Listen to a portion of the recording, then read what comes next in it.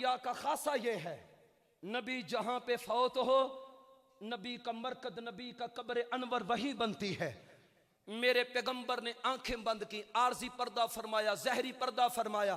अकीदे की बात करता हूं, जहरी पर्दा फरमाया। और रूम अल जसद हयात तय्यबा के साथ मेरा मोहम्मद आज भी कब्र अनवर में जिंदा है।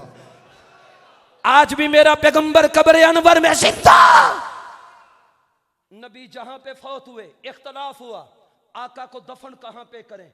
अबू बकर आए और आकर कहने लगे, मुझे नबी का फरमान याद है, हुजूर ने फरमाया था नबी का जहां पे विसाल हो वहीं पे कब्र बनेगी।